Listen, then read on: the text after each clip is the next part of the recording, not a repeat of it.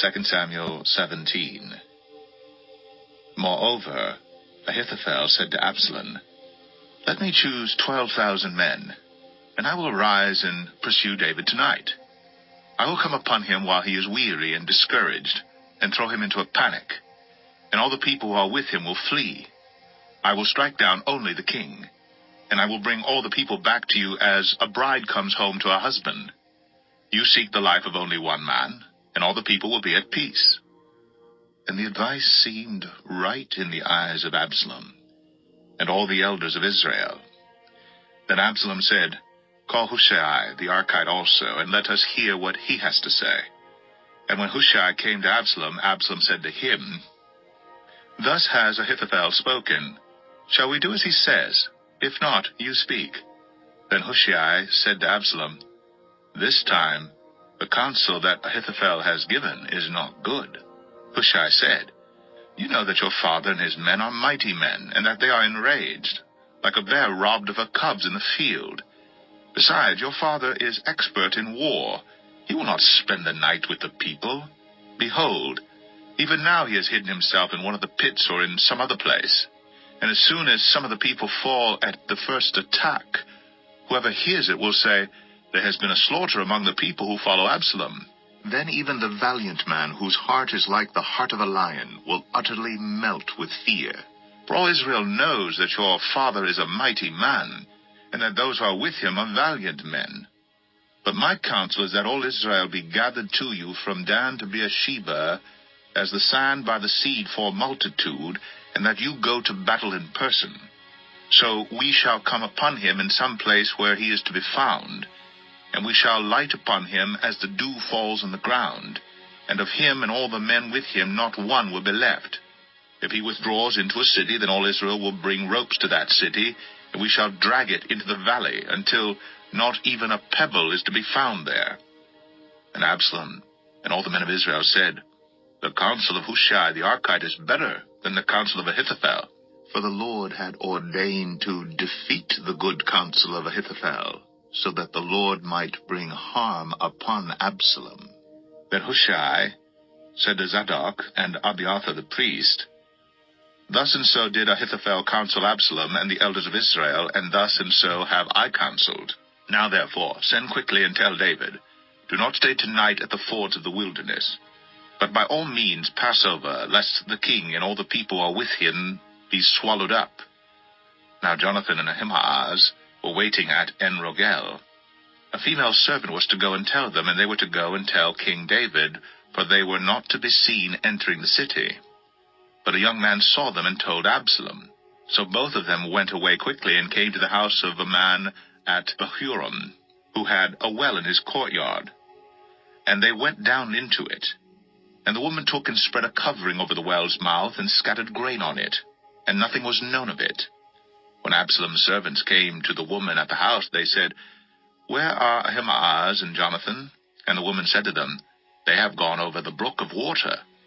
And when they had sought and could not find them, they returned to Jerusalem. After they had gone, the men came up out of the well and went and told King David. They said to David, "Arise and go quickly over the water, for thus and so has Ahithophel counseled against you." Then David arose, and all the people were with him, and they crossed the Jordan. By daybreak not one was left who had not crossed the Jordan. When Ahithophel saw that his counsel was not followed, he saddled his donkey and went off home to his own city. He set his house in order and hanged himself, and he died, and was buried in the tomb of his father. Then David came to Mahanaim, and Absalom crossed the Jordan with all the men of Israel. Now Absalom had set Amasa over the army instead of Joab. Amasa was the son of a man named Ithra the Ishmaelite, who had married Abigail, the daughter of Nahash, sister Zeruiah, Joab's mother. And Israel and Absalom encamped in the land of Gilead. When David came to Mahanaim, Shobai the son of Nahash from Rabbah of the Ammonites, and Machir the son of Amiel from Lodebar, and Barzillai the Gileadite from Rogelim, brought beds, basins, and earthen vessels, wheat, barley, flour, parched grain, beans, and lentils, honey, and curds, and sheep, and cheese from the herd. For for David and the people with him to eat, for they said, "The people are hungry and weary and thirsty in the wilderness." 2 Samuel 18. Then David mustered the men who were with him, and set over them commanders of thousands and commanders of hundreds. And David sent out the army, 1/3 under the command of Joab, 1/3 under the command of Abishai, the son of Zeruiah, Joab's brother, and 1/3 under the command of Ittai the Gittite. And the king said to the men, "I myself will also go out with you." But the men said, "You shall not go out, for if we flee, they will not care about us. If half of us die, they will not care about us. But you are worth 10,000 of us. Therefore it is better that you send us help from the city." The king said to them, "Whatever seems best to you I will do." So the king stood at the side of the gate, while all the army marched out by hundreds and by thousands. And the king ordered Joab and Abishai and Ittai, "Deal gently for my sake with the young man Absalom." And all the people heard when the king gave orders to all the commanders about Absalom. So the army went out into the field against Israel, and the battle was fought in the forest of Ephraim. And the men of Israel were defeated there by the servants of David, and the loss there was great on that day, 20,000 men. The battle spread over the face of all the country, and the forest devoured more people that day than the sword. And Absalom happened to meet the servants of David. Absalom was riding on his mule, and the mule went under the thick branches of a great terebinth, and his head caught fast in the oak, and he was suspended between heaven and earth, while the mule that was under him went on. And a certain man saw it, and told Joab, "Behold, I saw Absalom hanging in an oak." Joab said to the men who told him, "What, you saw him? Why then did you not strike him there to the ground? I would have been glad to give you 10 pieces of silver and a belt." But the man said to Joab, "Even if I felt in my hand the weight of 1,000 pieces of silver, I would not reach out my hand against the king's son. For in our hearing the king commanded you and Abishai and Ittai, for my sake protect the young man Absalom. On the other hand, if I had dealt treacherously against his life, and there is nothing hidden from the king, then you yourself would have stood aloof." Joab said, "I will not waste time like this with you." And he took 3 javelins in his hand, and thrust them into the heart of Absalom, while he was still alive in the oak. And 10 young men, Joab's armor-bearers, surrounded Absalom, and struck him, and killed him. Then Joab blew the trumpet, and the troops came back from pursuing Israel, for Joab restrained them. And they took Absalom, and threw him into a great pit in the forest, and raised over him a very great heap of stones. And all Israel fled, every one to his own home. Now Absalom, in his lifetime, had taken and set up for himself the pillar that is in the king's valley, for he said, "I have no son to keep my name in remembrance." He called the pillar after his own name, and it is called Absalom's monument to this day. Then Ahimaaz, the son of Zadok, said, "Let me run and carry news to the king that the Lord has delivered him from the hand of his enemies." And Joab said to him, "You are not to carry news today. You may carry news another day, but today you shall carry no news, because the king's son is dead."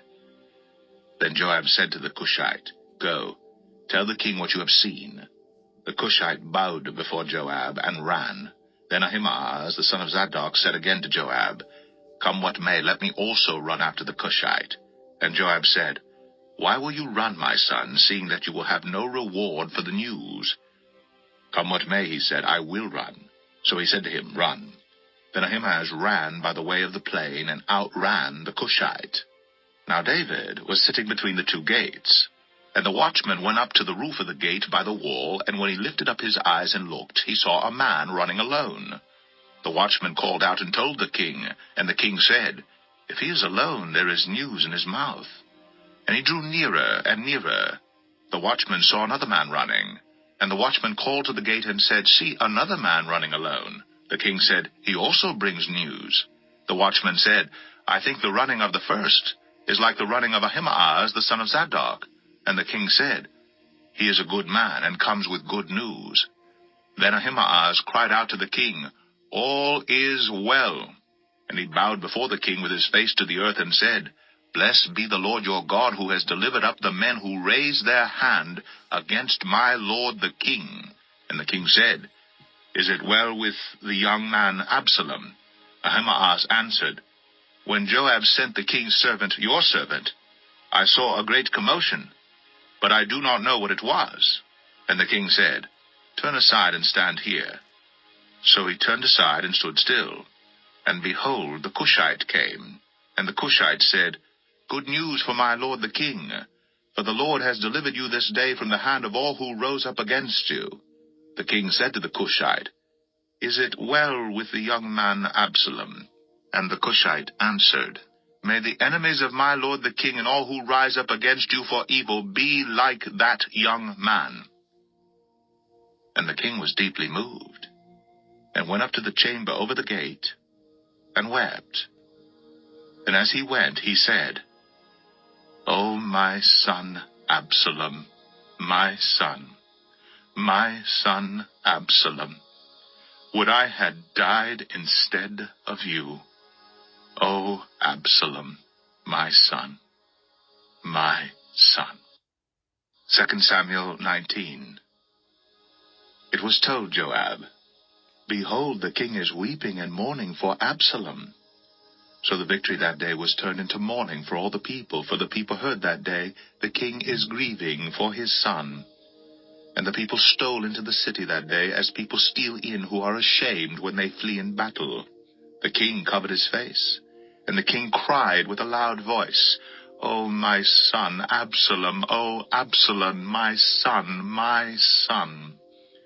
Then Joab came into the house of the king and said, "You have today covered with shame the faces of all your servants who have this day saved your life, and the lives of your sons and your daughters, and the lives of your wives and your concubines, because you love those who hate you, and hate those who love you. For you have made it clear today that commanders and servants are nothing to you.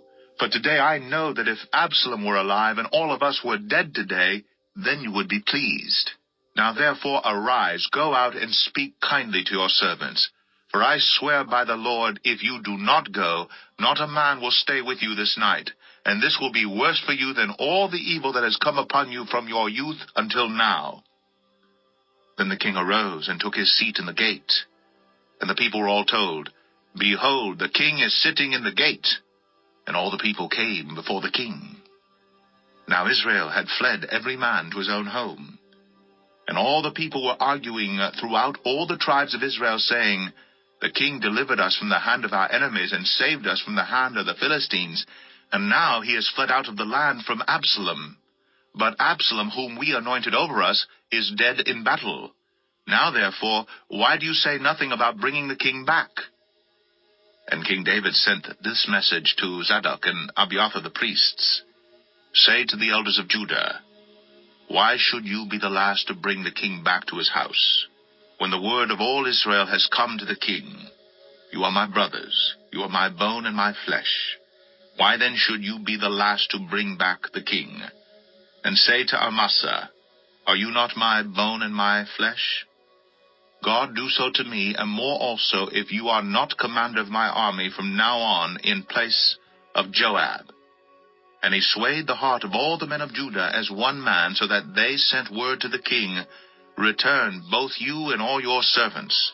So the king came back to the Jordan, and Judah came to Gilgal to meet the king and bring the king over the Jordan.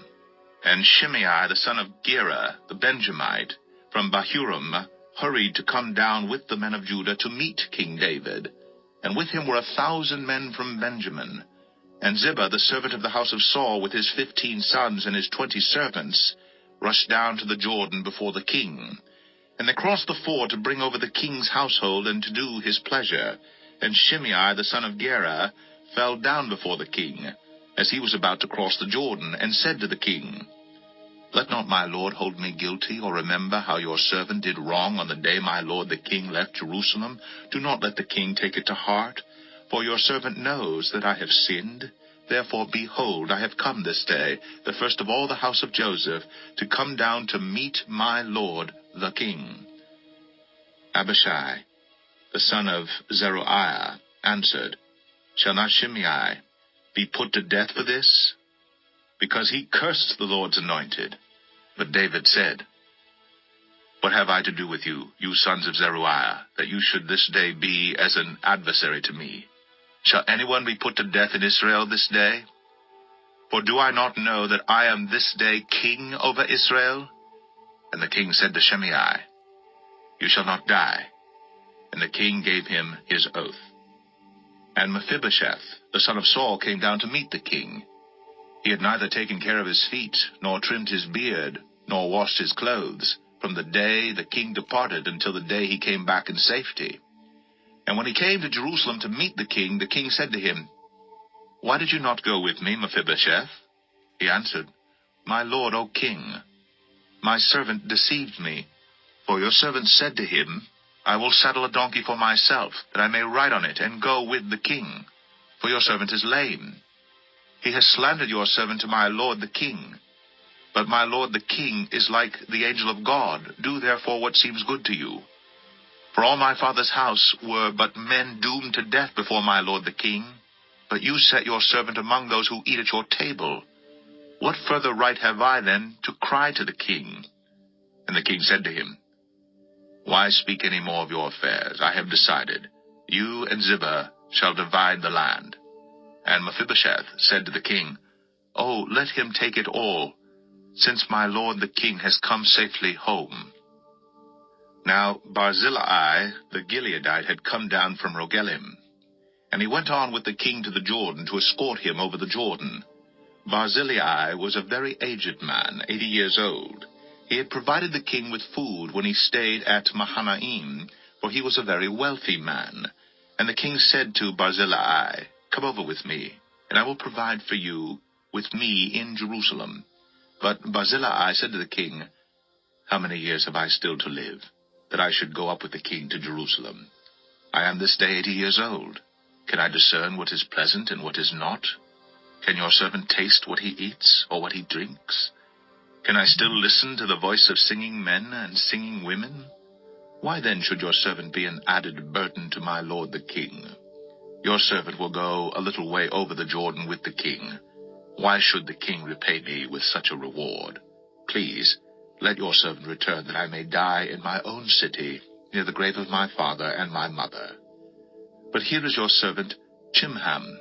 Let him go over with my lord the king, and do for him whatever seems good to you. And the king answered, Chimham shall go over with me, and I will do for him whatever seems good to you, and all that you desire of me I will do for you. Then all the people went over the Jordan, and the king went over. And the king kissed Barzillai and blessed him, and he returned to his own home. The king went on to Gilgal, and Chimham went on with him. All the people of Judah, and also half the people of Israel, brought the king on his way. Then all the men of Israel came to the king and said to the king, Why have our brothers, the men of Judah, stolen you away, and brought the king and his household over the Jordan, and all David's men with him? All the men of Judah answered the men of Israel, Because the king is our close relative. Why then are you angry over this matter? Have we eaten at all at the king's expense, or has he given us any gift? And the men of Israel answered the men of Judah, We have 10 shares in the king, and in David also we have more than you. Why then did you despise us? Were we not the first to speak of bringing back our king? But the words of the men of Judah were fiercer than the words of the men of Israel. 2 Samuel 20. Now there happened to be there a worthless man, whose name was Sheba, the son of Bichri, a Benjamite. And he blew the trumpet and said, We have no portion in David, and we have no inheritance in the son of Jesse. Every man to his tents, O Israel. So all the men of Israel withdrew from David, and followed Sheba, the son of Bichri. But the men of Judah followed their king steadfastly from the Jordan to Jerusalem. And David came to his house at Jerusalem, and the king took the 10 concubines whom he had left to care for the house, and put them in a house under guard, and provided for them, but did not go into them. So they were shut up until the day of their death, living as if in widowhood. Then the king said to Amasa, "Call the men of Judah together to me within 3 days, and be here yourself." So Amasa went to summon Judah, but he delayed beyond the set time that had been appointed him. And David said to Abishai, "Now Sheba the son of Bichri will do us more harm than Absalom. Take your lord's servants and pursue him, lest he get himself to fortified cities and escape from us." And there went out after him Joab's men, and the Cherethites, and the Pelethites, and all the mighty men. They went out from Jerusalem to pursue Sheba the son of Bichri. When they were at the great stone that is in Gibeon, Amasa came to meet them. Now Joab was wearing a soldier's garment, and over it was a belt with a sword in its sheath, fastened on his thigh. And as he went forward, it fell out. And Joab said to Amasa, "Is it well with you, my brother?" And Joab took Amasa by the beard with his right hand to kiss him. But Amasa did not observe the sword that was in Joab's hand. So Joab struck him with it in the stomach, and spilled his entrails to the ground without striking a second blow, and he died. Then Joab and Abishai his brother pursued Sheba the son of Bichri. And one of Joab's young men took his stand by Amasa and said, "Whoever favors Joab, and whoever is for David, let him follow Joab." And Amasa lay wallowing in his blood in the highway. And anyone who came by seeing him stopped. And when the man saw that all the people stopped, he carried Amasa out of the highway into the field, and threw a garment over him. When he was taken out of the highway, all the people went on after Joab to pursue Sheba, the son of Bichri. And Sheba passed through all the tribes of Israel to Abel of Beth-Maachah, and all the Bichrites assembled and followed him in. And all the men who were with Joab came and besieged him in Abel at Beth-Maachah. They cast up a mound against the city, and it stood against the rampart, and they were battering the wall to throw it down. Then a wise woman called from the city, "Listen, listen, tell Joab, come here that I may speak to you." And he came near her, and the woman said, "Are you Joab?" He answered, "I am." Then she said to him, "Listen to the words of your servant." And he answered, "I am listening." Then she said, "They used to say in former times, 'Let them but ask counsel at Abel.' And so they settled a matter. I am one of those who are peaceable and faithful in Israel. You seek to destroy a city that is a mother in Israel. Why will you swallow up the heritage of the Lord?" Joab answered, "Far be it from me, far be it, that I should swallow up or destroy. That is not true. But a man of the hill country of Ephraim, called Sheba the son of Bichri, has lifted up his hand against King David. Give up him alone, and I will withdraw from the city." And the woman said to Joab, "Behold, his head shall be thrown to you over the wall." Then the woman went to all the people in her wisdom, and they cut off the head of Sheba the son of Bichri, and threw it out to Joab. So he blew the trumpet, and they dispersed from the city, every man to his home, and Joab returned to Jerusalem to the king. Now Joab was in command of all the army of Israel, and Benaiah the son of Jehoiada was in command of the Cherethites and the Pelethites, and Adoram was in charge of the forced labor, and Jehoshaphat the son of Ahilud was the recorder, and Sheva was secretary, and Zadok and Abiathar were priests, and Ira the Jairite was also David's priest.